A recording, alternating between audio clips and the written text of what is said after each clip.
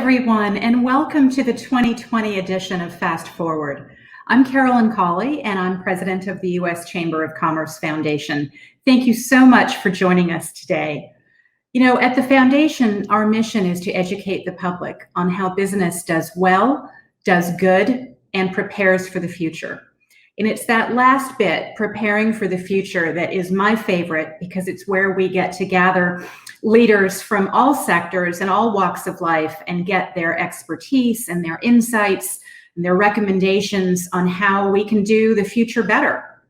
This is our 5th year of doing the Fast Forward series, and we have covered a lot of topics. Our goal always is to make sure that we're asking the right questions about what's happening now and how those things will unfold in the way that we work and live and play and live in our communities.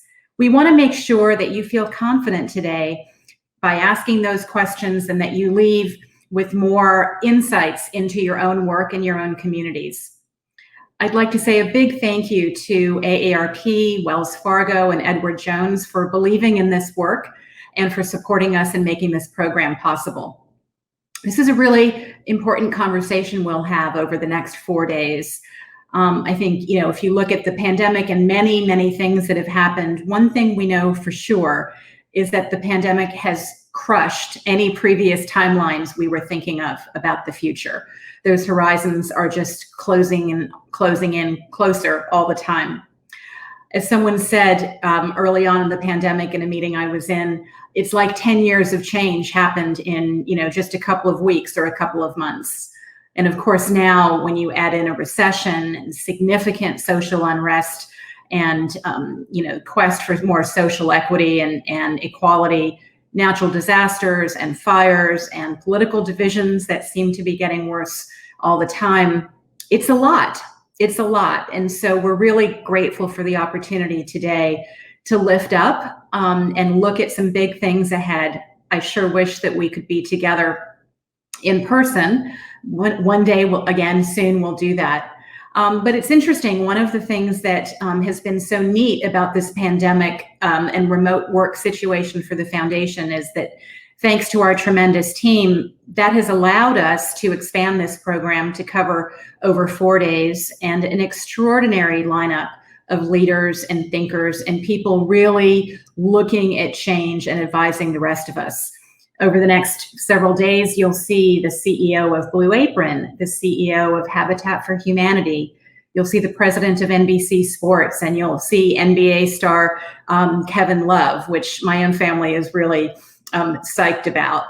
But, you know, someone said the other day that the conversations that we used to have even in February about the future of housing and the future of sports, the future of food, the future of aging, in some ways those seem almost quaint now, but they're urgent, and leadership matters, and that's what we've assembled here today and over the next 4 days.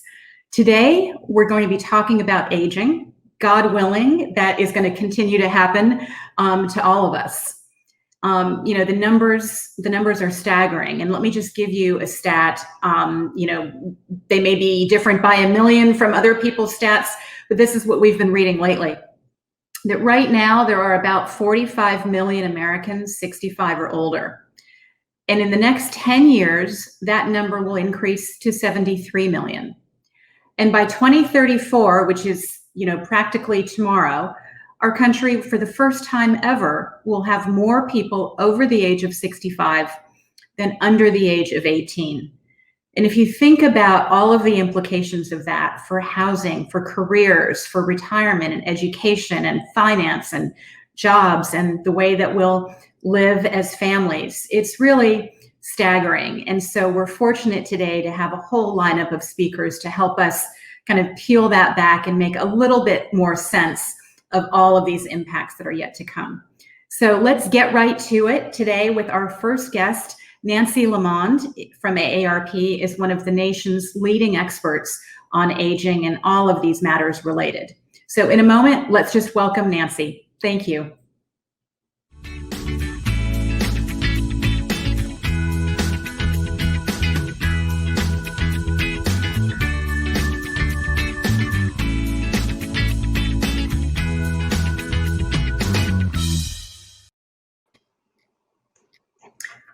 hello, Nancy. Welcome to Fast Forward. Welcome to the Chamber Foundation today. Well, thank you, Carolyn. Thanks for having me.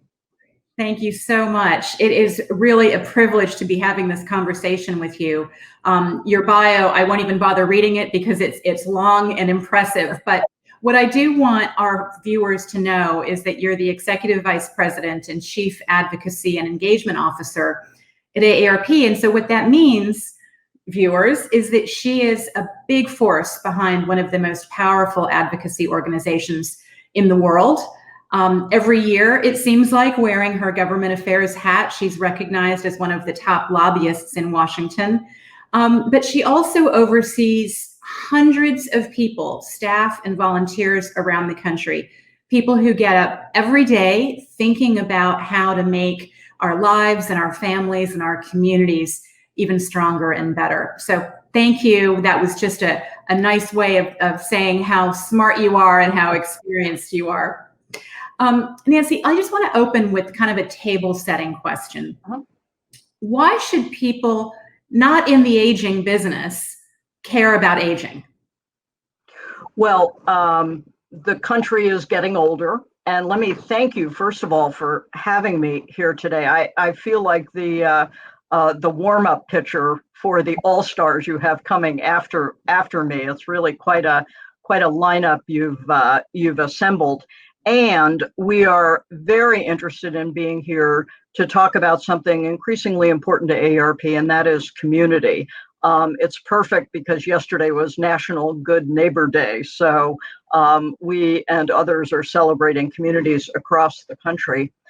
You asked about aging, and the aging of America and the future of communities are inextricably linked. As you said, the country is getting older. And we believe that cities and communities can effectively address the needs of the 50 plus. They are well positioned to be at the center of positive change. Carolyn, you had a few statistics, and let me add a few to that. Sure. A reminder that seniors are a massive and rapidly growing constituency. By 2030, 1 of 5 Americans will be age 65 and older. That's around 78 million people. 10,000 Americans turn 65 every day, and 10,000 will turn 65 every day for another 10 years until 2030. That's the year, believe it or not, the first of 72 million millennials will start turning 50. And by the way, they'll all be eligible for AARP membership. The key point here is this is not a one and done phenomenon. We're all going to be older for the foreseeable future. And the demographic shift is going to impact all states, cities, and communities. Every one of the top 200 largest cities in the US will see an increase in the percentage of their population that's age 65 and older over the next few years. And for example, Austin, Texas, and Charlotte, North Carolina are 2 cities considered hotspots for the young and hip, but they're aging right along with the rest of the country. Austin's going to see a 31% increase in its senior population between 2019 and 2024, and Charlotte will have a 27% increase during the same time. Now, the implications of the aging of America are, as you point out, serious and considerable at both the federal and the state level. We know federal policymakers must address growing problems and challenges on critical programs like Social Security and Medicare and others that serve senior health, nutrition, safety kinds of issues. And we know that Social Security was originally designed to supplement retirement savings, but today 1 out of every 4 households relies on that program for 90% or more of its income. So at the state and community level, the challenge is no less severe. And as you pointed out, communities are adjusting to the effects of COVID. They're facing, many of them, major revenue shortfalls. And to make matters worse, governments have already begun dipping into their rainy day funds to deal with the impact of COVID-19. While our leaders in Washington are mired in gridlock and some partisan bickering, what we're finding is that mayors, community leaders, nonprofit leaders, businessmen and women across the country are coming together to sort through how to tackle some of these issues and get things done. And that's why AARP is so pleased to work with the U.S. Conference of Mayors, the National League of Cities, the Democratic Mayors Alliance, and the Forum for Community Leaders representing Republican mayors, working with them and working with groups like yours that speak to the business community to see what we can do, as you point out, going forward. You know, people living longer and better. These gains have happened over the last 100 years or so. So it feels like we haven't had much practice with the impacts of aging, and certainly the demographic shifts. I was shocked to hear those statistics about Austin and Charlotte. It's definitely not what you think about every day when you think about those cities.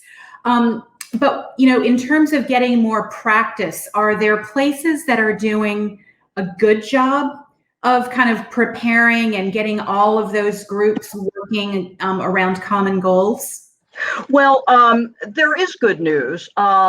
We know that across the country, there is a lot that's happening that is very positive.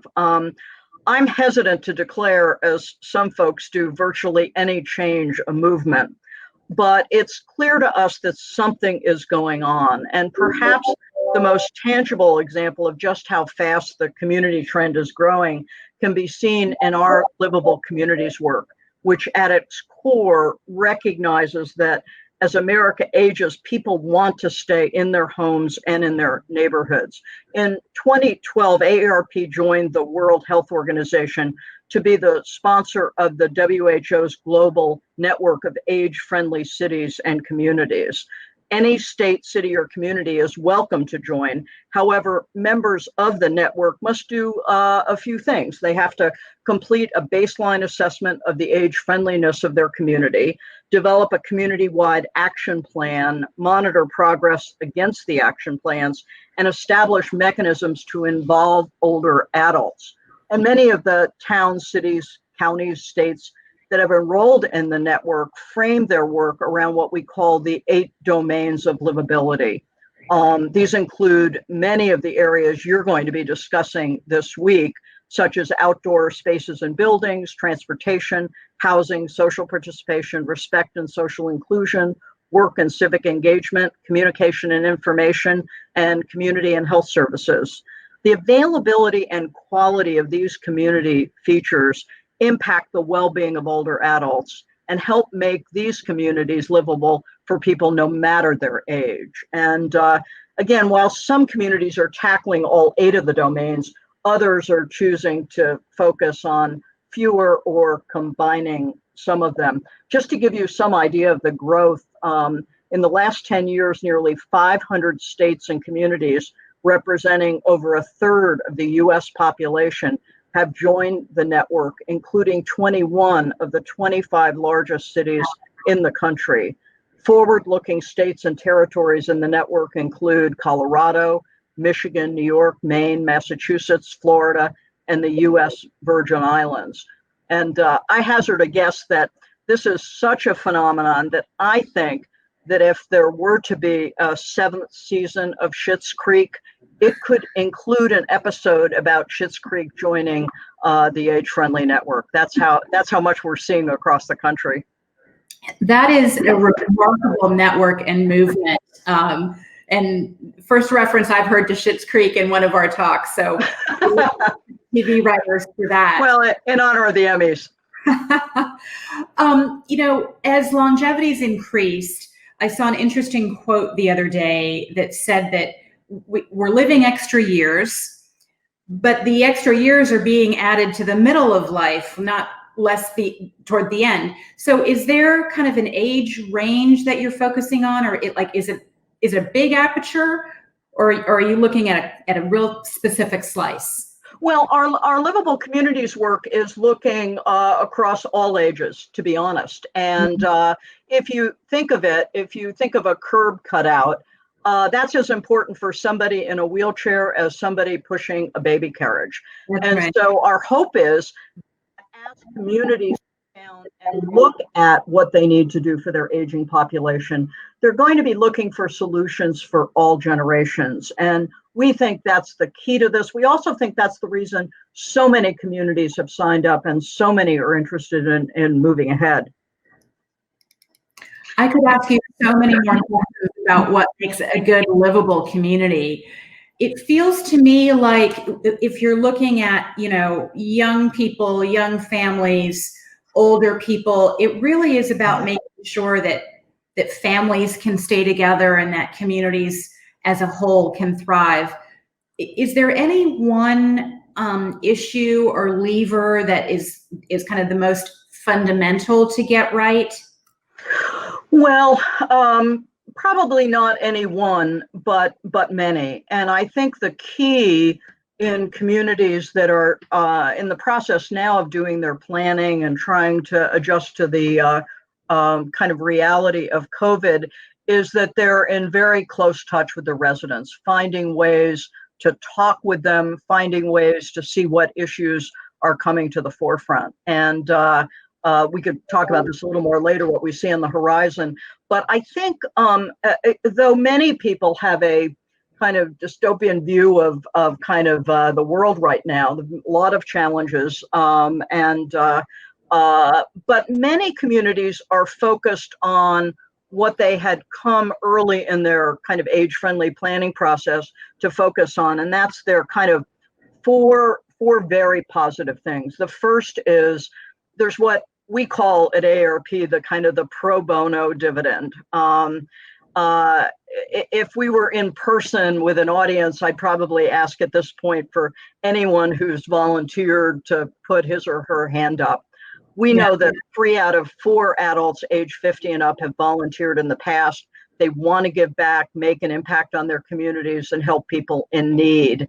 And in 2018, a study estimated the economic value of hours that 50 plus volunteers contributed alone added up to a remarkable $140 billion. Now more than ever, retirees who want to give back are being enlisted into work on the area's biggest challenges. We're seeing across the country, one just came to us the other day from Grayson County, Virginia, an effort to support the response to the COVID-19 pandemic.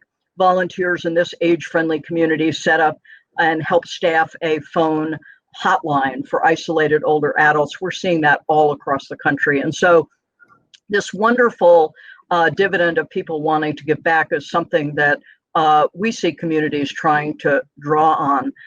The second is what we lovingly call the wisdom of crowds. Older adults are generally more motivated to share information as a matter of civic duty, and it's one reason that civic platforms, both in person and online, are emerging at ever increasing rates in age-friendly states and communities, with the goal of kind of harnessing the collective intelligence of the citizens to solve complex social problems and discover opportunities for innovation. We think forward-looking cities are doing this now and are going to continue to do it.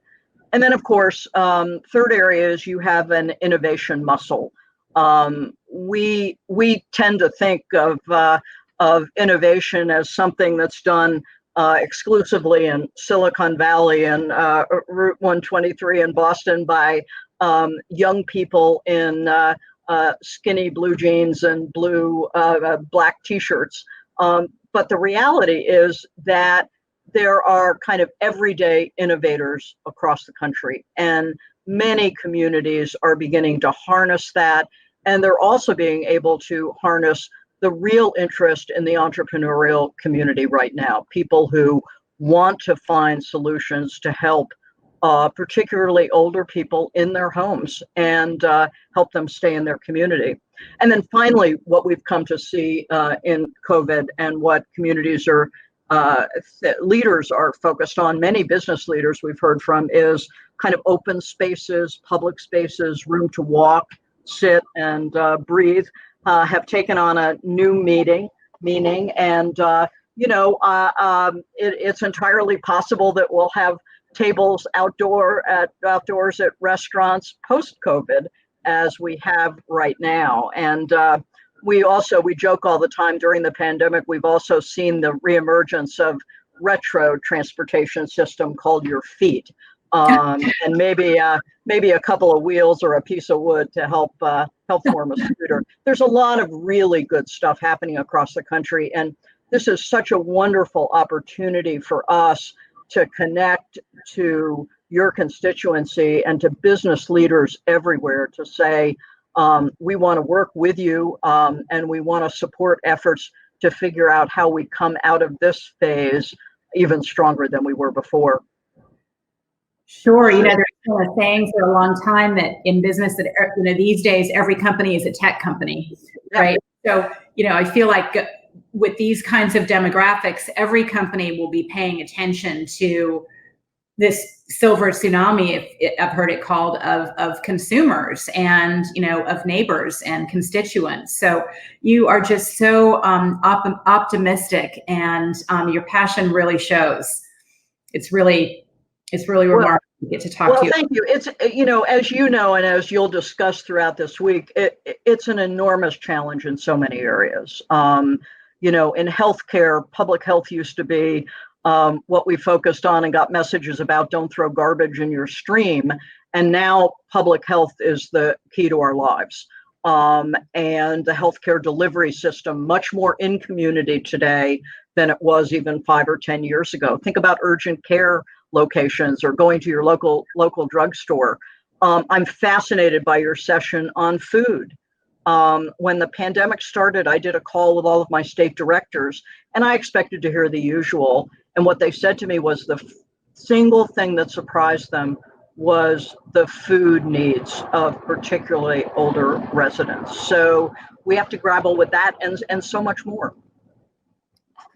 It's mind-boggling, really. And I would, as I said, I could ask you questions for another hour. But tell us, where can people go? What's the best resource for people who want to dive deeper and kind of stay connected to this conversation today? Yeah, well, we would love to hear from people, and of course, ultimately connect with you back home through our AARP offices.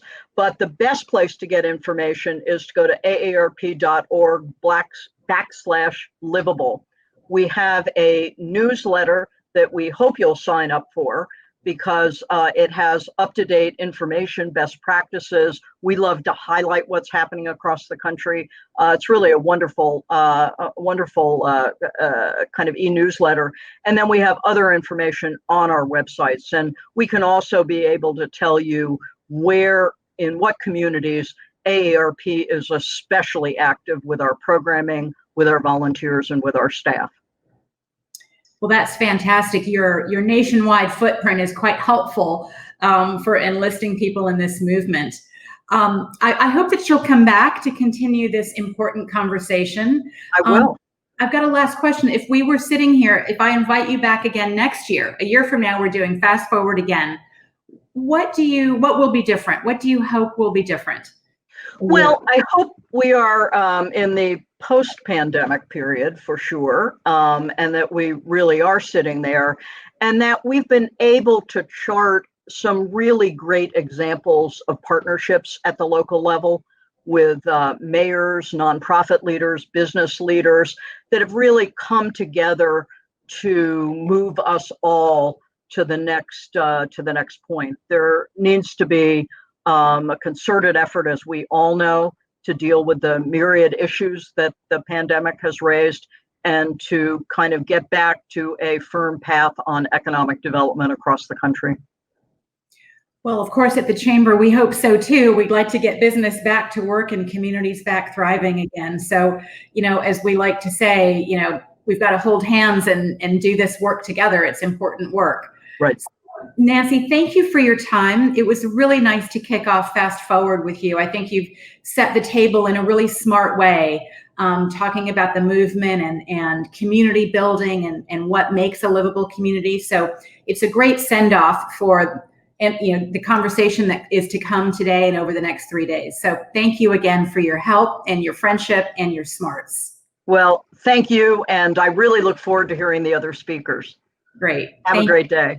You too. Bye-bye. Bye-bye.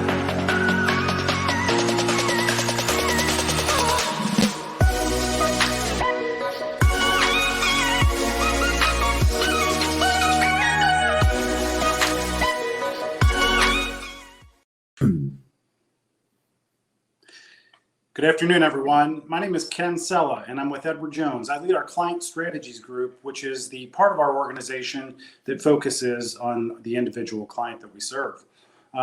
Thrilled to be here with you today. And as I get started, I did want to make the connection.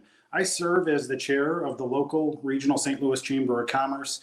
And so I just want to let you know that I have a very empathetic understanding of the challenges and the opportunities that we have together to serve our communities. And I think it's really a good fit into the content that Ken Dykewalt and I are here to talk to you about today.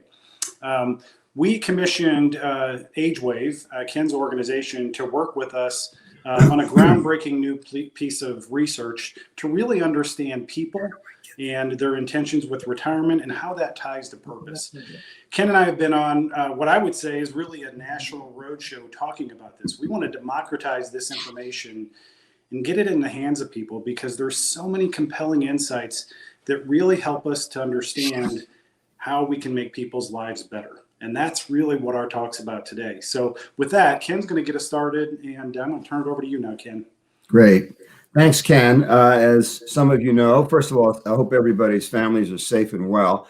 And as some of you know, I've been working in this subject of aging and longevity since 1974. I was a 24-year-old kid. I turned 70 during this COVID experience. So it's been 4.5 decades. And I'm delighted to share with you what we're about to turn into. So let's do that. Let's dig in and put some slides up. I want to make sure everybody can see that okay. We're going to talk about a sort of an unusual experience we just had trying to figure out what's going on in people's lives regarding retirement. And there we go. It's not advancing. Hold on. Everybody see that okay? We've got you, Ken. Perfect, thank you. So as Ken mentioned, last fall, my company, AgeWave and Edward Jones, decided that we were going to do perhaps the deepest, richest, most comprehensive examination of how people were thinking about the rest of their lives. We were contemplating 5 generations, 9,000 respondents from all walks of life, representative sample. We put in thousands of hours of brainstorming. We reviewed everybody else's studies. We even brought Humphrey Taylor, the semi-retired 85-year-old chairman of the Harris poll, off the bench to kind of oversee with his team the crafting of the questionnaire. And then we were about to launch it and COVID happened. And we sort of put our fingers on pause and we said, well, wait a minute, this is going to be a little bit odd because this thing is going to last a week or two. We should maybe wait a month. And then, as all of you completely can appreciate, as the months unfolded, we realized this was not going away so quick. Should we do the study at all? And Ken and his team at Edward Jones says, you know, there may not be a better time ever to really find out what's in people's hearts and minds. And so rather than trusting what was being said in the news or this party or that party, we rewrote the whole survey and questionnaire. And we probed 4 major pillars of people's lives: family, purpose, health, and finances. And I think you'll be dazzled or fascinated, or at least maybe a little rocked by what we discovered. And I invite you, when you look at this, to put aside everything you already think about aging and retirement and older adults, and also open your mind to what your own personal future might be, as well as those of your employees and your stakeholders in your communities. So let me first set the stage. A couple things we have to appreciate. That if you look at this chart, you see the average life expectation at birth over the past 1,000 years has been pretty low.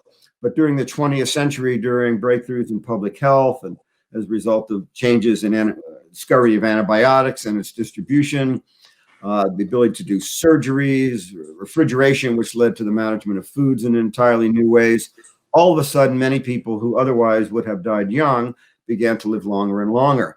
And so we're in the midst of an uplift in longevity. And so our grandparents, when they reached 50 or 60, they probably were quite delighted that they had lived such long lives. Now today at 70, I think I might have 10 or 20 or 30 years in front of me. Now, if you back up and look at this over all of human history, the story gets even more profound, because medical anthropologists tell us that throughout 99% of human history, the average life expectation worldwide was under 18. And so there have always been some 40 and 60 and 80-year-olds. but not very many at all. And so nations, cities, communities, as Nancy Lamont so thoughtfully and wisely characterized, really didn't need to think much about older people because there just weren't many. So here we are in an interesting situation.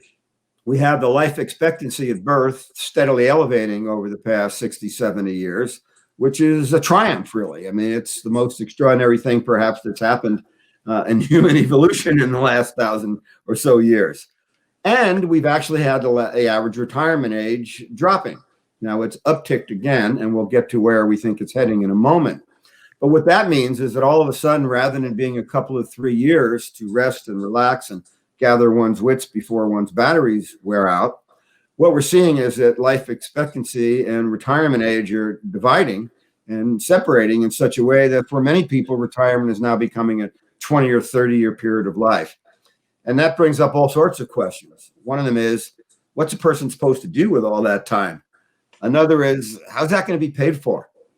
But we'll return to that. Let me also show you this slide, which hits right back on the head what Carolyn and Nancy had said. This is a demographic breakout of all the different segments reflecting where the growth is going to be between 2010 and 2030. And it's always fascinating to me to see that everybody wants to cater to the youth markets, but the youth markets are flat in terms of growth. It's the older population that's going to experience more and more extraordinary growth than we've ever encountered before in this world. So let's take a look at what are some of the things we learned from our study, just conducted a few weeks ago, really.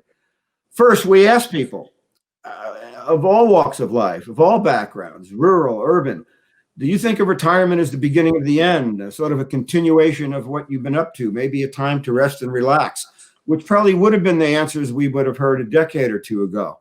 And while there was some reflection on that, overwhelmingly, the American population feels that this is an entirely new chapter in life. Not just a wind down, not just a continuation, an entirely new chapter in life. And in our focus groups and in the study, we heard the word freedom a lot. Historically, the memes that have traveled along with aging have to do with grief and loss and vulnerability. Instead, we were hearing freedom. And I'll characterize it as freedom from, gee, I don't have to go to work anymore, or maybe not full time, or gee, I don't have to raise my kids anymore. Gee, I'm free from caring for my parents because as much as I love them, they've passed away. And also freedom too. I could sleep late. I could play the guitar if I feel like it. I could write a book of poems.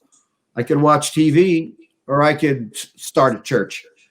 This notion that there's a new phase of life that can go on for decades, let's call it a whole third age, is for many people considered a time of more freedom than they've ever had before. We also want to clarify that this is not all good news for everyone. In our study, we saw that about 16 to 20% of the older population say they're in the middle of a struggle. And those are people who probably require and deserve even more support, more attention, more respect, more resources in all sorts of ways. But it is not, generally speaking, the majority of our older adult population who claim that they're doing pretty darn well in this stage in life. Let me add a little bit to that. And this slide is very powerful, but let me help you interpret it. Take a look at the yellowish bars at the bottom. We asked people of all 5 generations, how well are you coping with the impacts of COVID-19? And the yellow bar reflects not well.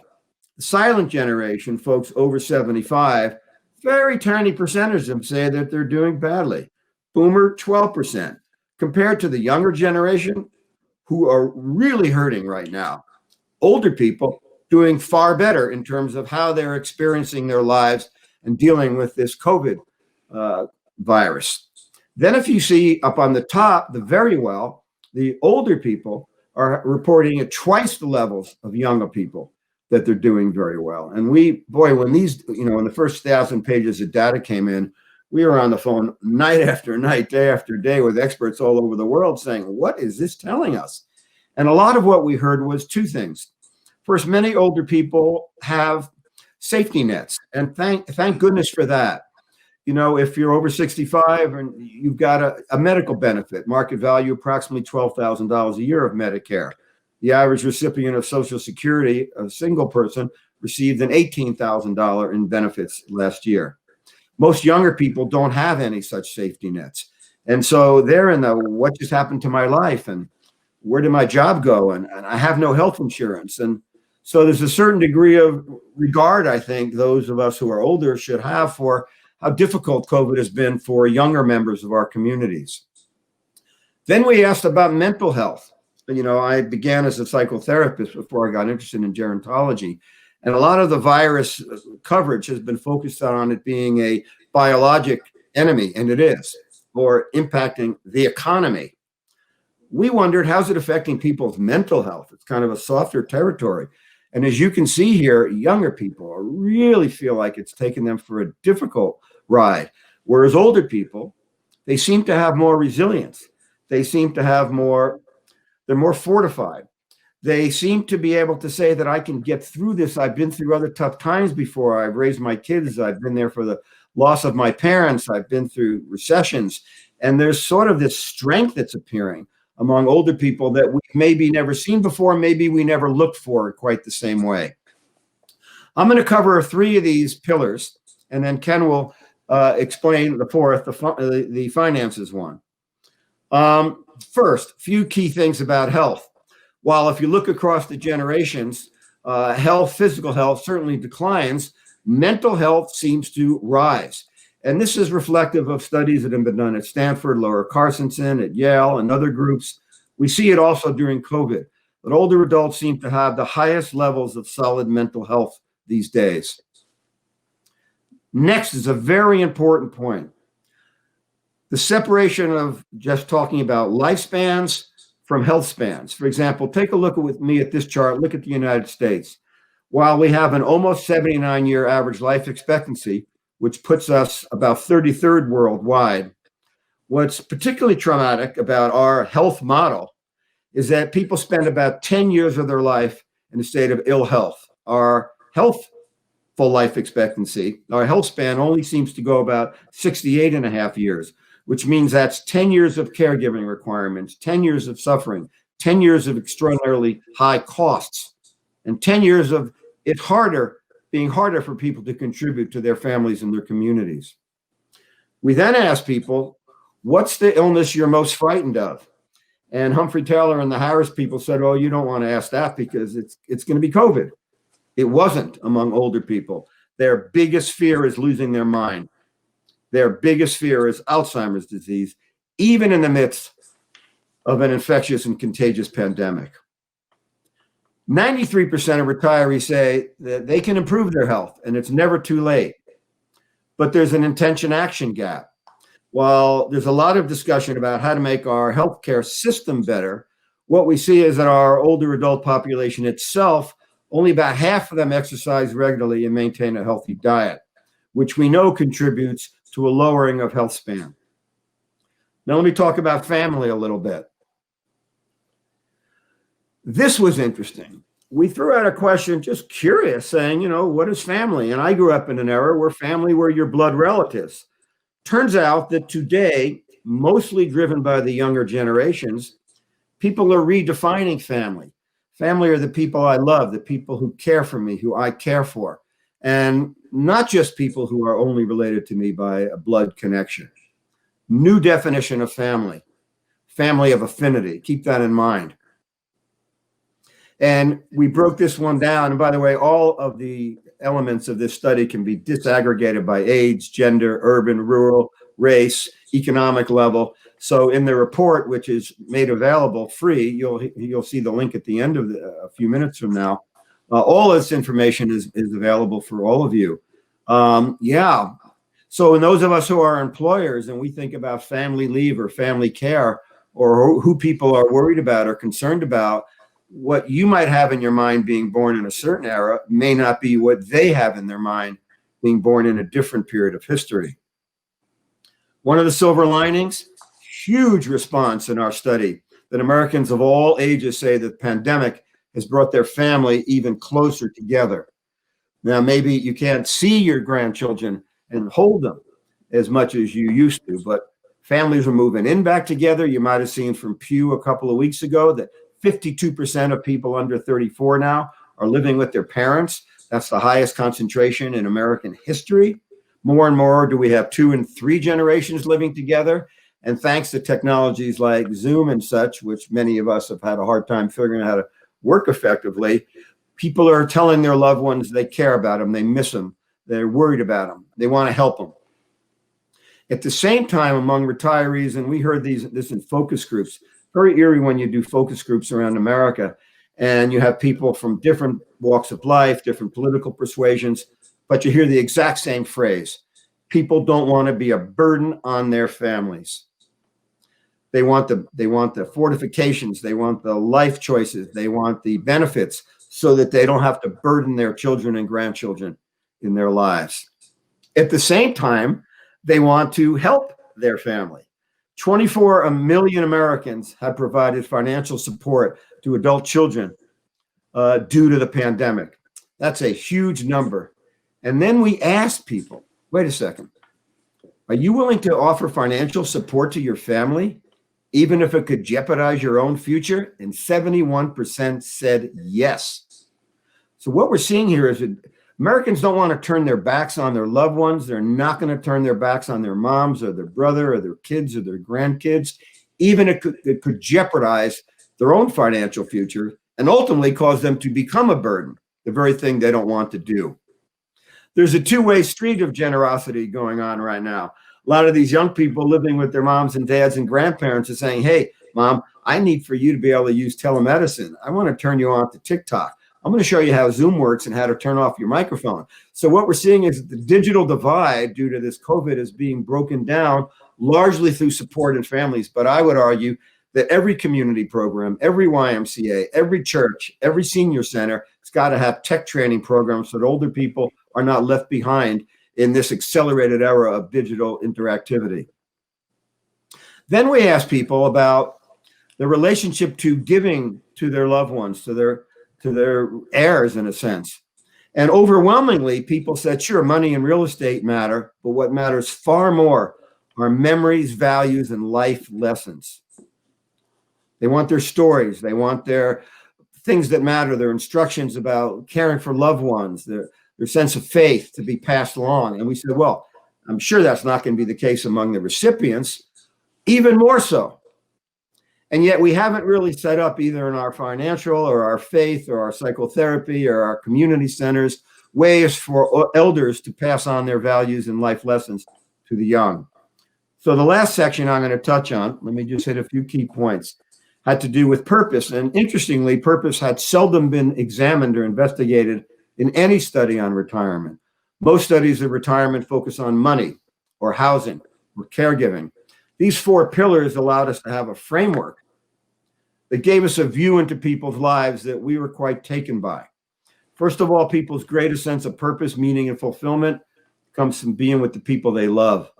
And it doesn't matter if you're rich or poor. It's all up and down the economic spectrum. People care about their families. They care about those they love. About a third of new retirees say, you know what? I got this whole new chapter in life in front of me, but I don't know what I ought to be doing.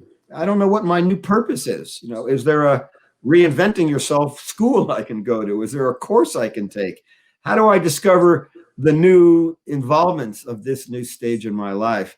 And I want to point out, at the risk of being edgy here, that last year, the average retiree in America watched 48 hours of television a week. That's over 2,800 minutes of TV a week. And only 25% of the American retiree population actually volunteered, averaging about 2.5 hours a week for those that did. So maybe there's more that older adults want to do. We were stunned by this answer. 89% of our population feel that, boy, we would all be better off if our elders used their talents and knowledge for the benefit of the communities at large. They want more from older people, and older people want to give more. So we need to create more user-friendly bridges. Let me hand it off to Ken Sella, who will add the 4th pillar and explain some of the unusual insights we learned in that track. Ken? You bet. And before I jump into the 4th pillar, I hope by now you're seeing why this research was so compelling for us as we think about how to make the lives of our families that we serve even better.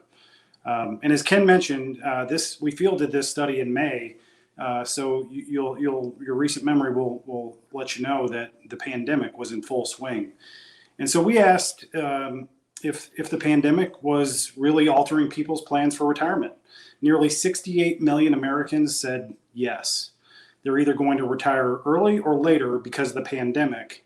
And this next slide sort of breaks it down for us. Among those who have lost wages or a job, over half, 52%, say that their retirement timeline was impacted. For those who plan to retire later, the reason was financial. And for those who anticipate retiring earlier, they said so because they wanted to spend more time doing the things that mattered to them. So that was followed by concerns about work-related health risks that you also saw on the slide there. Now, this is where it really started to get eye-opening for us as we thought about the potential impacts that the pandemic would have for people's finances. 3 out of 4 working Americans were not on track with regard to the retirement before the pandemic hit. That was shocking for us. Now, let's look at the next slide here. On top of that, 20 million Americans said they stopped making retirement savings contributions. They stopped making them during the pandemic. So stop and think about that for a second. If 3 out of 4 people were not on track to hit their retirement savings goals, and now 20 million people have stopped saving altogether, this obviously leaves millions of people shy of their retirement goals and at risk. Not a good situation. So as we think about it, and go ahead to the next slide, Ken, people are feeling it. And their confidence level, especially of those pre-retirees, is really waning. We asked people how much they were saving for retirement, and 60%, as you can see, said that their confidence level about saving for retirement was down.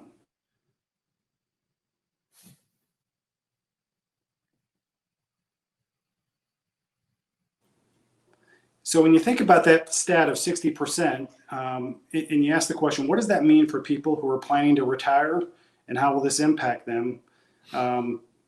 It's an important question. People said in retirement that money provides 2 things for them for the most part: freedom and security. People want freedom from the things that worry them. That makes sense. And they want freedom to live the way that they want to live. So we asked retirees, what gives you financial peace of mind? And you can see here, knowing I have enough money to live comfortably until the end of my life.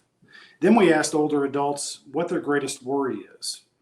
It turns out that it's healthcare and long-term care costs. And so Ken, there you go, next slide there. Right at the top there, 52%. And so notice the difference between retirees and pre-retirees. The pre-retirees are really thinking about that. They've not had to experience that yet. They're still 5 to 10 years away. And so that blue bar really points that out for us. Next slide. In fact, 68% of pre-retirees said they had no idea what those costs will be in retirement. Not a good situation to be in. And that means that, I would suspect many of you watching today are also asking that same question for yourselves. So this slide shows an estimate of what that average couple will need. If you look at this next one here, $440,000.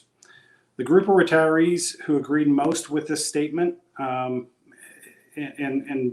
what they would need was really compelling. Next slide, Ken. This was really shocking for us. 56% of retirees wish they had budgeted and planned more for unexpected expenses. Now, while we can understand that not everybody has saved enough, this one is challenging for people, especially once you're in retirement. And it reinforces our finding about what people want their financial advisor to do in their life. So if you'd move to the next slide, Ken. 36% of retirees say that managing money and expenses in retirement is more confusing than saving for retirement. And that reinforces, once again, that they need help. Next slide. People want a financial advisor. And the word that we heard as we talked to them is they want a guide, someone who really understands them deeply, understands what their particular goals are, and that can put a plan in place to help them achieve those goals. So this term guide was really important, someone who really understood them. They wanted somebody to stress test their retirement. They saw retirement as a journey. And in many cases, they see that journey lasting decades. It's not a short-term event. So having a financial guide was the number one choice that people said across, and that was true across generations. It was true across asset groups as well as ethnic groups. So again, to Ken's earlier point, we can slice the data many different ways and see that one truth stands. They want a financial guide. So then we asked, what kind of guidance are you looking for from a financial professional? And you can see it here. They want advice across a variety of different things. This is what retirees had to say. So advising on an investment strategy that weathers market volatility, clearly something that's important. Now let's add in the blue bars for those who are planning to retire in the next 5 to 10 years. So these pre-retirees. You'll notice the rank order doesn't change. Their concerns are the same between these two groups. Pre-retirees, however, have selected that they have different kinds of concerns there. They haven't selected their Medicare plans yet. They're not on Social Security. Long-term care expenses are top of mind for them. And as a business owner, we know that there are a lot of employees who like to have more information on these topics. So that's really an important finding. Finally, if we move to the next slide, we're curious to see if having a financial advisor really made a difference in terms of people's comfort, their peace of mind. We asked people who work with a financial advisor, did your financial advisor give you a greater sense of comfort? Pretty straightforward. 84% said yes. So with that, in just a minute, I'm going to turn things back over to Ken so he can wrap us up here. But before I do that, I just want to highlight a couple of things that stand out for me personally from this study. Going back to what I said in the beginning of the program today, we started this research because we wanted to help people. We wanted to understand how they could live well in retirement. And we wanted to understand what was required to help them have a better quality of life. That's what we were after. So I'm really invigorated by the results of this study. You know, what Ken and I showed you today is just a snippet of what we've learned. We will be able to share this information with you in the full set of statistics that we have. What we really found most compelling about this and what really moved me is the importance of relationships. It really came through in the study. Not only relationships that we have with our families and those that we love, but also with each other and how we take care of each other, especially those who are caretakers for families in a variety of different ways, really across all 4 pillars. The study found that people of all age groups and backgrounds are redefining retirement. Earlier today, Nancy Lamont was talking about communities adjusting to the effects of COVID. And clearly we can see that as we serve communities all across North America from Edward Jones. We see every day that people are struggling in a variety of dimensions. So when you look at these 4 pillars, health, family, purpose, and finance, it really helps us to take a holistic view to understanding our clients and what's most important to them. And as we got into this research, we realized very quickly that this was information we had to get into the hands of American people all across North America at large.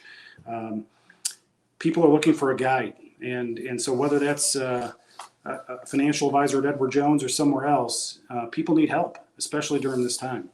So we hope that you'll share this information and democratize it for us, bring it forward. That's our goal with this study.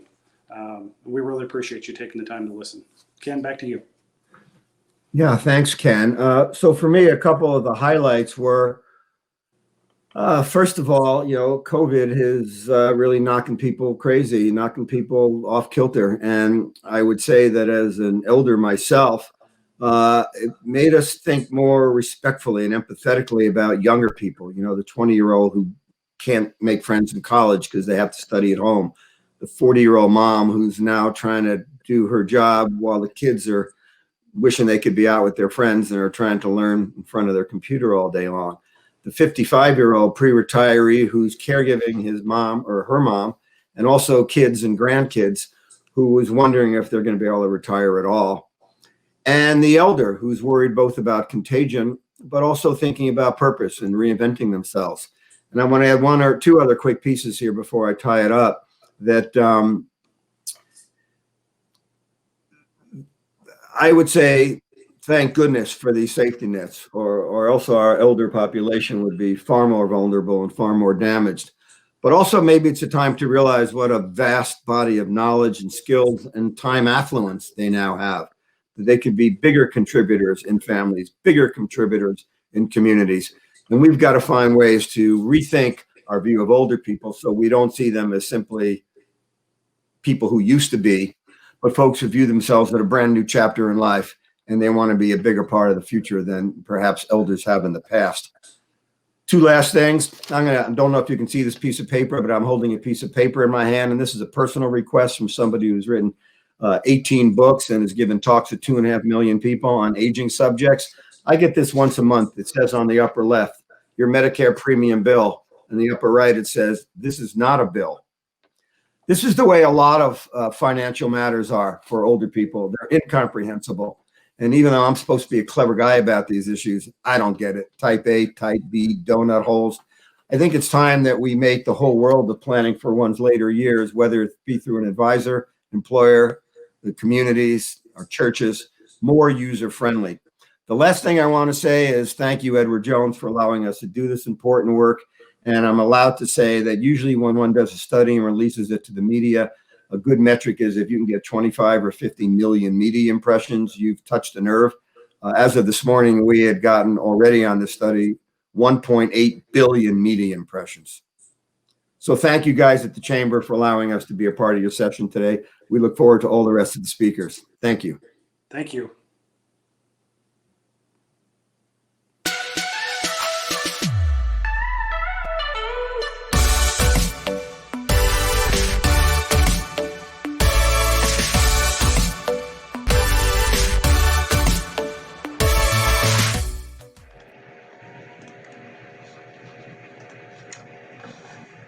Hello, everyone. I am the founder and CEO of Nesterly, and I am delighted to be part of this incredible and timely conversation with such an esteemed group of presenters. Nesterly tackles two big challenges facing nearly every American today: the outsized demand for affordable housing near jobs and opportunities, as well as the prevailing desire to stay in our homes as we age. Nesterly does this by providing a safe, easy, legal way for households with extra space in their home to rent them out to a younger, reliable, and considerate tenant. The best way to tell Nesterly's story is to share a bit of my own.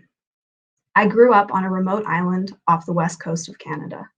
Community and intergenerational connections were woven into the fabric of everyday life since I can remember. Most spaces included a wide mix of ages where everyone had something to offer and contribute. Growing up on that island was an important part of my education and shaped how I see the world today. It also led me to my journey in founding Nesterly in graduate school. Can you see the slides? I hope so. When I arrived to MIT as a master's student in urban planning, I was focused on researching the affordable housing crisis, an issue that was really top of mind after living in Manhattan for nearly a decade. And I was focused on understanding where there's opportunity for innovation. As a good urban planning student, I went straight to GIS. In my analysis, I found that over 54 million spare bedrooms sit empty every night across the country. And even more interestingly, most are in the homes of empty nesters and seniors in urban areas where we're facing a housing crisis. In Washington, D.C. alone, there are over 130,000 spare bedrooms in the homes of baby boomers. As Nancy mentioned, the over 65 population is skyrocketing. What most urban planners don't know is that they are the fastest growing urban population in the country. And across the US, pretty soon, 1 out of 3 households will be headed by someone over the age of 65, with half of those households being single person. And yet, unsurprisingly, according to AARP, 90% of people want to stay in their homes and communities as they get older. But the current housing stock is unprepared to fit their needs. Less than 3% of homes today are suitable for aging households. Because half of all senior households are projected to be single person, I started to look into the impact of social isolation. The results were astounding. Social isolation has been found to impact our well-being and health dramatically. For seniors, this can mean premature institutional care and even early mortality. But it's not just older households that are at risk for social isolation. As a society, we are more isolated than we've ever been.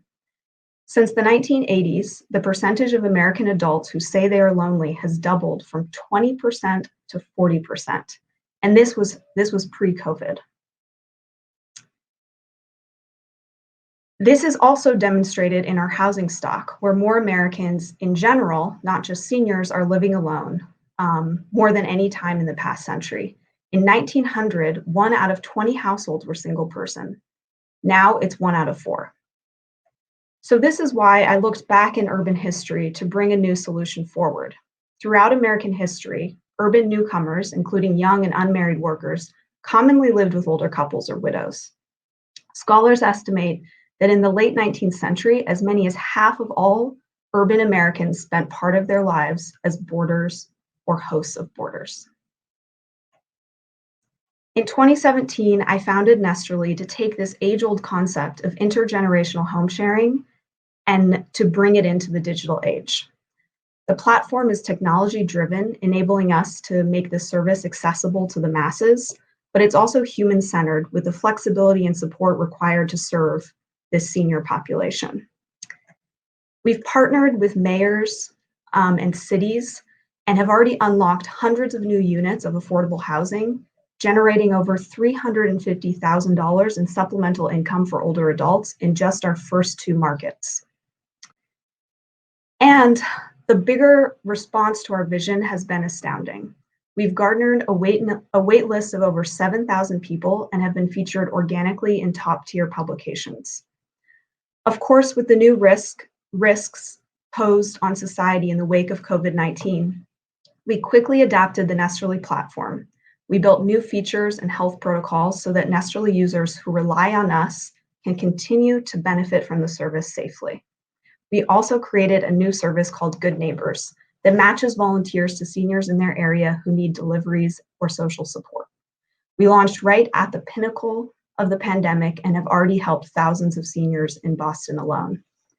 But we are just getting started.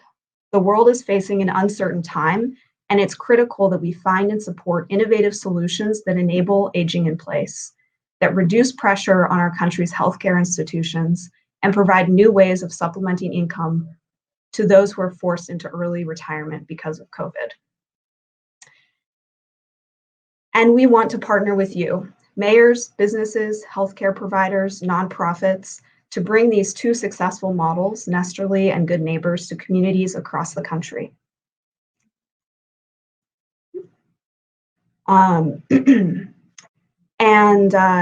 I would like to ask you today to please just take 1 minute to go to our website to learn more about Nesterly and Good Neighbors, and to reach out to me if you want to work together to help shape the future of aging in America. Thank you very much.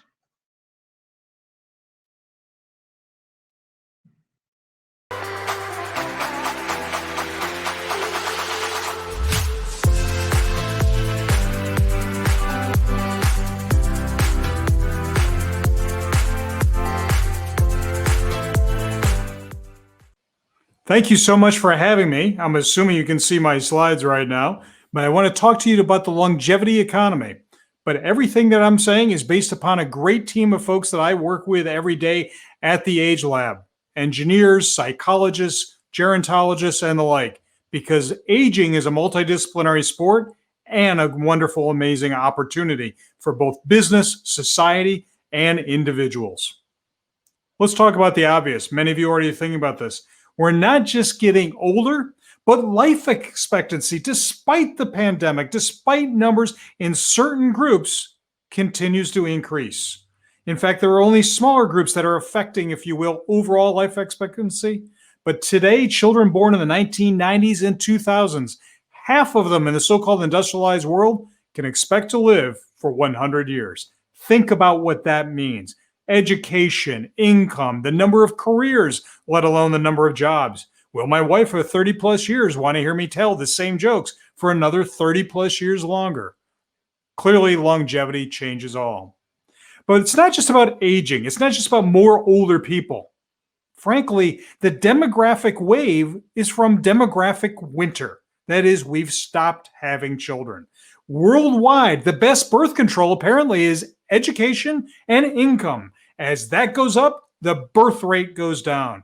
And countries that were once our economic powerhouses, foreign policy partners, and the like, are not just getting older, they're getting smaller. You need 2.1 kids per mom to keep a population even. Throughout the industrialized world and much of the developing world, we are seeing birth rates not only drop below replacement, but drop down to nearly half of what they once were. Did we ever expect to see China issue a workforce shortage? But they have. And even with a one-child, one-family policy relaxed years ago, they are aging as quickly, if not more, than much of the industrialized world. Imagine this, 2047. This is the year, demographics being destiny, there will be more people on the planet over age 60, I said planet, over 60 than children under 15. Now, I know many of you are saying 2047, I have a business to run. That's not exactly in my quarterly plan. Well, perhaps you're right. But it's happening to our trade partners, our manufacturing partners, the folks that buy our products, use our products, and the like. The best way to think about the numbers of in terms of an aging population is in Japan. They are now selling more adult diapers than they are child diapers. But here in the United States, 2047 is coming much faster. By 2035, there will be more Americans over the age of 60 than kids under 18. The Canadians have already crossed that line. Europe crossed that line nearly 5 to 6 years ago, depending on the numbers you look at. Indeed, the demographic wave is already here, the disruptive demographics of how it's affecting business and society. Technology we can hope for, economics we can, shall we say, plan on, but demography is destiny. And if you look at where we are aging, it is not well distributed. Many states are aging because people are retiring there. Others are aging because, frankly, they're not having kids or young people have left. The Farm Belt, the manufacturing belt, New England, all aging dramatically. But let me tell you a story about this old age, this demographic reality. And stories are the most important thing in the world because they are the oldest technology that help us make sense of the world, why we do certain things, why we don't, what's possible, what's impossible. Well, here's the story of old age. I've got news for you. It's made up. Yes, old age is made up. I want you to imagine this. In the 1800s, British medical science had this idea of vital force or vital energy. And it basically said that you at birth were imbued with a certain amount of energy. And if you used it badly, which meant basically anything fun, you would get tired. You would drain down that energy. Instead of being a glass half full, you became a glass half empty or worse. And so that language caught on around the world, and that story is still with us. In fact, you'd get so tired because of this energy loss that you would what? You would have to retire. And soon a whole language, a whole logic of what old age meant, from loss of vital force to poorhouses where people went because they couldn't work, were turned into retirement homes, to nursing homes. And many of us remember the phrase funeral homes, a nice long linear line of what old age meant. In fact, the greatest success of humankind, longer life, has been defined by economists, policymakers, and many pundits as a problem rather than an amazing opportunity. Instead, they have defined it as a problem to be solved rather than an opportunity to be won. But stories have consequences. Businesses, smart businesses with capital and scientists looked at old age, and because of this story, they said, older adults, apparently they don't have teeth, they don't have taste. So companies like Heinz Senior Foods said, let's make a baby food for older adults. Needless to say, that product, shall we say, crashed and burned. One of the other stories that came up, not wrong, not incorrect, but woefully incomplete, was Del Webb, the idea of Sun City, that retirement was about leisure, time away, golf, beach walks, which would be great if you can afford it, and great if you want to spend 20, 30 plus years doing the same thing. Retirement, you see, is far longer than most people expect, especially in the longevity economy. Even those things that we think we can bank on, such as senior housing, being driven by the winds of a demographic wind of older adults. We're finding that the next generation of older adults are not necessarily wanting what previous generations thought were not just a necessity, but frankly a novelty they sought. We know that those systems that were developed out there for older adults, like the Help by Fallen, I Can't Get Up service, are absolutely necessity. But think about this, only 35% of people over 75 consider themselves old, but 100% of the people that wear a button that say, help, I've fallen, can't get up, know they're old. So building products is not just about what they do, it's what they say about you. This is not innovation for an aging society. What is this color? If you're looking at it, it looks like gray, isn't it? Why is it that many products made for older adults are this color? Because apparently as we age, we lose any sense of fashion or delight in color and excitement. But those companies that think they're doing us a favor, they use this color. I call this clinical blue because of course anything you want as an older adult has something to do with your health. How about this? Is this a remote control or a self-defense device? We're not quite sure, but what it definitely shows is engineering and designer laziness, if not malpractice, in terms of the inability to excite and delight that older consumer the way all consumers deserve and demand. And older adults, let's see, what do they need? They need to check their blood pressure and take their medications and have it reimbursed, of course, by public or private insurance. Again, not incorrect, absolutely necessary. But life is about more than taking your pills and taking your blood pressure. We have a new population out there. They are more educated than any previous generation in history. It doesn't necessarily make you smart, but it does give you attitude. Think about this, the 55 plus, more than half of them believe they have a higher than average IQ and a great deal of confidence in themselves.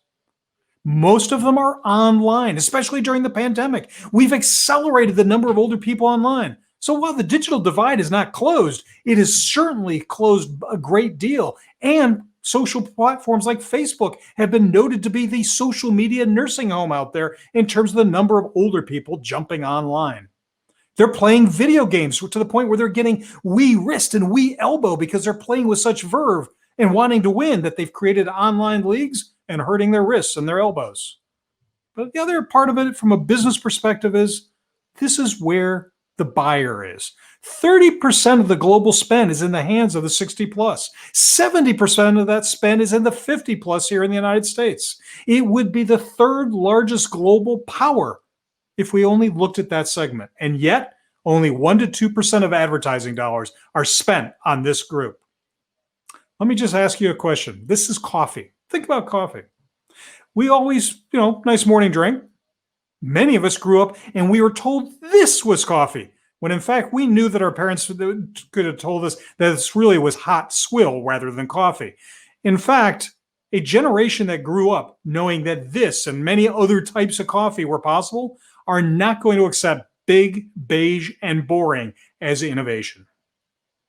I want you to imagine that essentially the longevity economy is like an emerging market hiding in plain sight, rising out of the abyss with new expectations to live better, live longer, looking new products, policies, services, and experiences to excite and delight.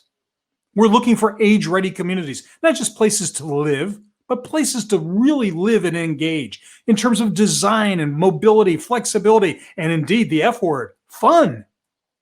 We're looking at the home, especially during the pandemic. We've realized it's not just a place to live, it's a platform for services, for convenience, connection, and indeed for care. We're living in a world where school's never out, where many younger people are cursing that they have to learn from home. This is the way, a new business opportunity for older adults to make the business case that they can stay in the workplace by staying on top of their game or by changing careers. Those companies that give the package to older workers to retreat, to retire, they also are taking with them lost knowledge. How do we create knowledge management systems to know what's in their head, to know what we did, why we did it, and how we did it? We're also looking at enabling a flexible workplace and a longer workplace. The flexible workplace is great for kids, people with kids. It's great for people who only want to work a few days a week. Guess what? That kind of innovation attracts younger workers and makes it possible for older workers to stay on the job. We're seeing redesign of everything from truck cabs to robotics to office places to enable those older workers. Why? Because they have the knowledge, and in many cases, they are not going to be replaced because they have jobs that many younger people simply don't want or have not trained for. Energy, petrochemical, healthcare, agriculture, all jobs waiting for a long line of young people that are not there. And if the pandemic has taught us anything, working from home for those who can do it, frankly, working only 40 hours a week would be a retirement plan, because we know that working from home is essentially the 168-hour week. And ultimately, self-care and caregiving. The new businesses, the new services for profit, nonprofit will be important, not just to make sure that we maintain our own well-being, but for those that we love. 1 in 4 American families provides upwards of 26 to 29 hours of care for an older loved one. And so in closing, I want you to think of the longevity economy. It is not about those old people. It is not about big, beige, and boring. It's about a new opportunity to create a new life experience. And in the words of the great philosopher Jimmy Buffett, we are the people your parents warned you about. Think about it. How many of you believe you are as patient and as polite as a previous generation, and you will accept less simply because you've got more birthdays behind you? On that note, I want to thank the Chamber of Commerce. I engage everyone to join me on Twitter, on Forbes, and my book, The Longevity Economy. Thank you so much.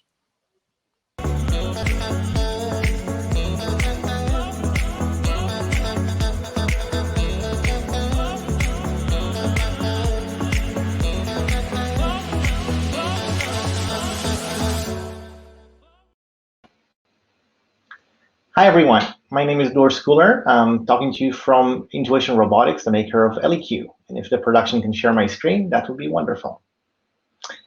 LEQ, you might know, is the social companion for older adults that we developed. It's based on the unique technology that was created by the company. It's very, very different from voice assistants that you might know, such as Alexa or Google Assistant, in the way that basically LEQ is a proactive product. She has a character with lots of rich experiences and modalities such as movements, body language, and such, but she's also context aware, and she tries to help the older adult achieve very, very specific goals throughout the day. She learns and remembers the behavior of the older adult, what motivates them, things that he or she told LEQ, and then she uses that information along with a deep ability to personalize the experience to create interventions, to essentially create interactions with the goal of helping the older adult achieve their goals and to change and affect their behavior. What we do with LEQ is we help older adults thrive in place, to stay independent by offering some companionship, some alleviation of social isolation and the feeling of loneliness. We help them with wellness, such as meditation and health routines. We help them put a smile on their face with some humor and day-to-day utility and other functions. Joe just spoke to us about designers failing to design desirable products for older adults. I fully agree with him, and so does our team. LEQ was designed for older adults to be a desirable product. We worked with over 1,000 older adults in the beginning, and then more deeply with 230. We worked with amazing designers such as Eve Bahar out of Fuse Project, and really were able to create, I think, a beautiful, engaging product that older adults like to use and have been using for a consistent amount of time. Over 17,000 days of this robot living with older adults, at least 90 days per household to allow us to do longevity testing. And what did we find out? we found out that people use LEQ. And even after the honeymoon period, the first 10 to 14 days where people use the product a lot, we're averaging about 6.3 interactions a day. About 60% of them are initiated by LEQ. LEQ waking up at the right moment and starting to converse with the older adult. And the rest is the older adult approaching LEQ. We did testing with some of the names you see in the below here on the screen. And for this type of product, the interactions we're seeing pretty much meet the purpose of this product. A lot of conversation, a lot of information, some wellness activity, and other functionality. What I think, though, is super interesting is what happens when people interact with this product. See, because it's always on, and because she engages the interaction, and because sometimes she doesn't even talk, she just looks at the user and uses her body language to create an interaction, and she remembers, and she really tries to make an effort to improve the quality of life of the older adult, the things we're hearing is that older adults see her as a new entity in their life, not a device and not a human, this new thing that's in between. They tell us that for them, they see LEQ as this entity that takes an interest in them, that takes active steps to try to improve and enrich their day. And the use of humor creates moments of brevity and relaxation throughout that day. But I know by now, it's really hard for you to imagine what I'm trying to say here or what it actually does. So for the first time ever, and thank you for the Chamber of Commerce for allowing this opportunity, we're actually sharing live footage from people's homes.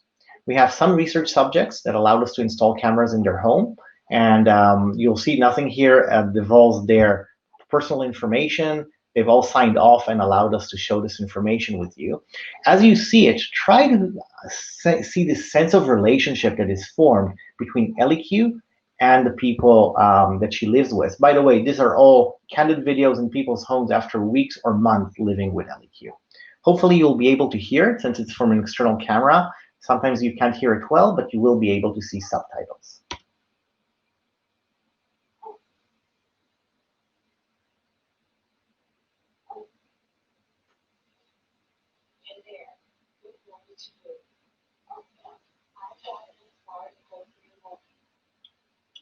New day comes new strength and new thoughts. Eleanor Roosevelt. How did you sleep last night? Great. Thank you for asking, Ellie. A good saying. We need to have some more of those. Eleanor was quite a lady. Ellie Q, let's have some more quotes as the day goes on, okay? Did you sleep any better last night? Again. Yes. Thank you for remembering. Ellie Q, Can you remind me every hour to wash my hands? Jonathan, for a healthy lifestyle, you should drink 8 glasses of water per day. Be kind to yourself. Drink one now. I always like getting your feedback. So, tell me, did you enjoy this activity? Very much. I needed to relax. Thank you.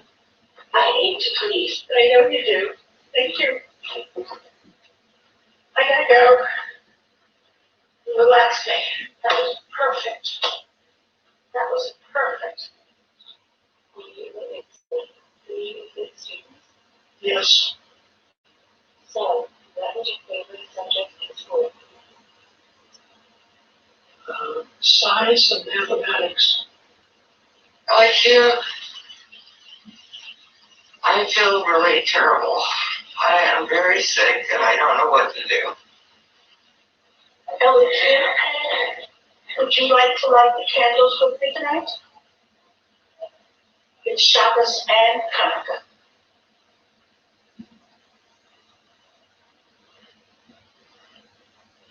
Ready? Good. Hey there, I noticed it's around lunchtime. Have you eaten anything yet? Not yet. I have been invited out for lunch. We are going to a restaurant. Bon appetit. A restaurant. That sounds amazing. Ellie Q. I'm back home for a little while. It's great to see you. You know, I have an activity plan together. Would you like to do 30 seconds of gentle breathing that can relax your mind and body? Yes. Okay. Ready? Yes. Inhale. Now exhale. That's one. I don't feel well. I'm going to lay down. You're on your own. Well, if you, I'm going to go check my mail. So I'm going to be gone for about 3 hours. Okay? Thank you. Good night. See you in the morning, Carol. Have a good night's rest.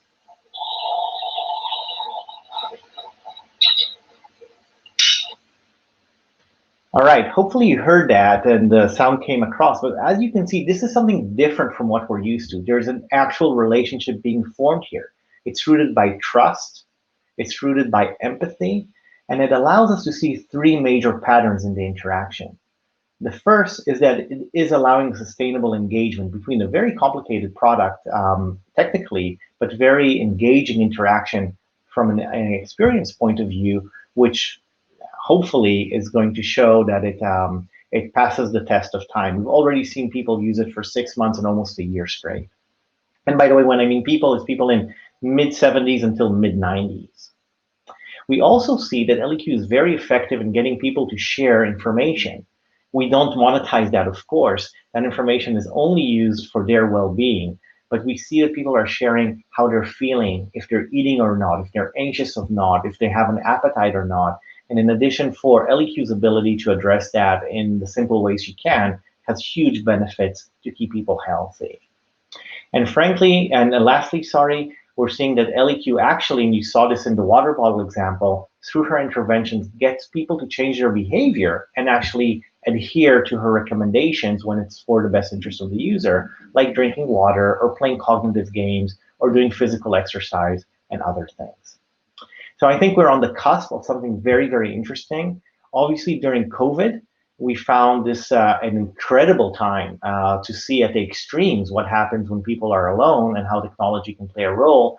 I'd like to end with this quote here that you can read for yourself. There's also on our website a blog with a lot of information of what we found in our beta sites pre-COVID, and also an addendum we shared on what people are doing with LEQ during COVID.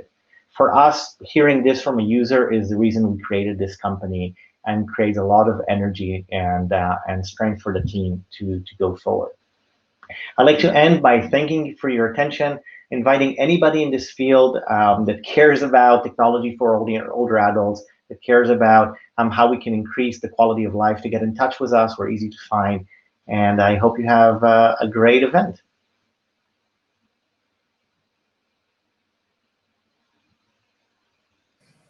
Hi, I'm Hillary Crow, Executive Director of Programs with the U.S. Chamber Foundation. I want to say a big thank you to all of today's speakers. It's been a tremendous conversation, and we really appreciate you making the time to participate and share your expertise with us.